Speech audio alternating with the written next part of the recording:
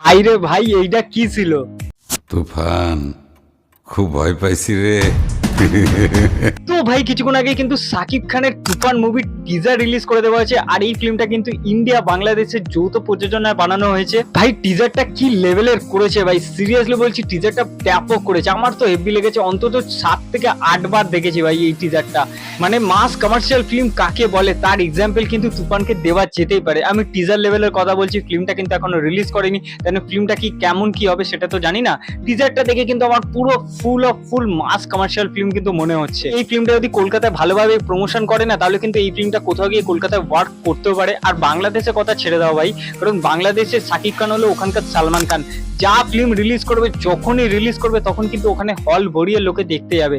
ওখানে কিন্তু proper superstar বলা হয় সাকিব খানকে, মানে এমন না যে জাস্ট নামে সুপারস্টার, তার বক্স অফিস কিন্তু সেটা মেনটেন করে দেখিয়ে দিচ্ছে কি লেভেলের সে সুপারস্টার। তো এবার যদি আমি টিজারে আসি, তো টিজারটা আমার কিন্তু ব্যাপক লেগেছে। টিজারে যে প্রিমিয়াম ফিলটা দিচ্ছে না, সেটা সত্যি খুবই দারুণ। মানে ফিল্মটার মধ্যে যে খরচা করেছে সেটা কিন্তু টিজারটা দেখে তোমরা বুঝতে পারবে। এখানে কিন্তু তুফানের ক্যারেক্টারটা মানে সাকিব খানের ক্যারেক্টারটা কিন্তু একজন গ্যাংস্টারে হতে চলেছে।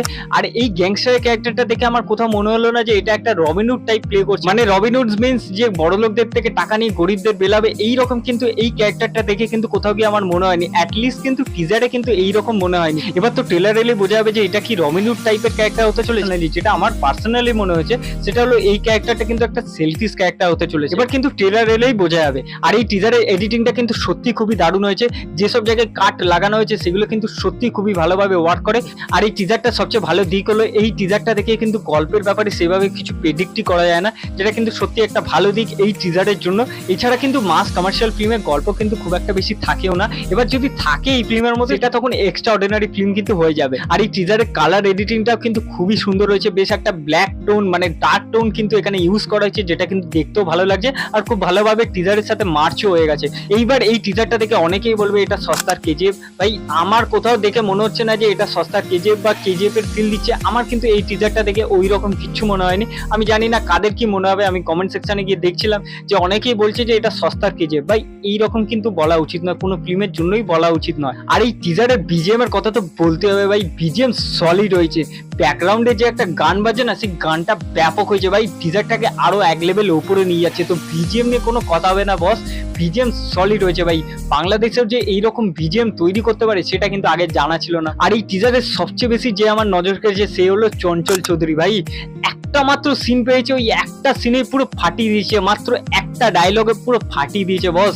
মানে অনেকটা 20 ওভারের ম্যাচে একটা মাত্র বল পেয়েছে, ওই একটা বলেই কিন্তু 6 মেরেছে ভাই। সিরিয়াসলি বলছি চঞ্চল চৌধুরী এখানে ফাটিয়ে দিয়েছে। টিজারে জাস্ট একটা মাত্র ডায়লগ পেয়েছে যে তুফান খুব ভয় পাইছি রে, এই ডায়লগটা জাস্ট পেয়েছে, এইটাতেই সে পুরো ফাটিয়ে দিয়েছে। মানে আমার যেটা মনে হচ্ছে যে এই বছরে কিন্তু চঞ্চল চৌধুরী একটা ডেডলি ভিলেন হিসেবে ইন্ট্রোডিউস হতে চলেছে।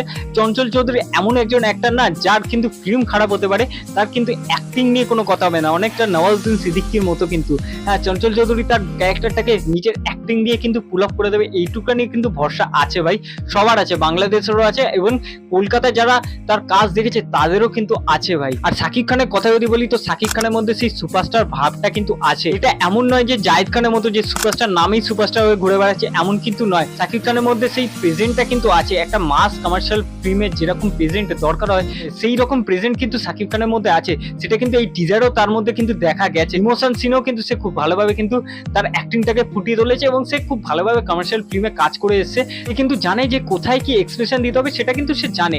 বাট আমার যেটা সবচেয়ে বেশি ইমপ্রেস হয়েছে সাকিব খানের উপর, সেটা হলো লাস্ট শটটায় ভাই। এই শটটায় ভাই, এই পার্টিকুলার শটটায় ভাই সাকিব খান আলাদা লেভেলেরই খেলে দিয়েছে ভাই। সিরিয়াসলি বলছি, সাকিব খান যে ধরনের অভিনয় করে থাকে এই শটটায় কিন্তু সেই ধরনের অভিনয় কোথাও ছাপ আমি কিন্তু দেখতে পাইনি। এই পার্টিকুলার শটটায় কিন্তু যেই রকম অ্যাগ্রেশন দরকার ছিল সেই রকম পারফেক্ট অ্যাগ্রেশন কিন্তু সাকিব খান দিয়েছে এবং সাকিব খানকে লাগছেও ভালো ভাই। তো টিপিক্যাল সাকিব খানকে কিন্তু এই টিজারের মধ্যে আমি তো নোটিস করতে পারিনি। আমি জানি না তোমরা নোটিস করতে পেরেছো কিনা, সেই তোমরা কমেন্ট সেকশনে জানাতে পারো। তো ওভারঅল এই টিজারটা কিন্তু আমার ব্যাপক লেগেছে। আমি লিংক ডেসক্রিপশনে দিয়ে দেবো, তোমরা গিয়েও এই টিজারটা কিন্তু চেক আউট করতে পারো। আর এই ভিডিওটি যদি তোমাদের ভালো লেগে থাকে তো লাইক শেয়ার করে দিও। দেখা হচ্ছে পরের ভিডিও, টাটা।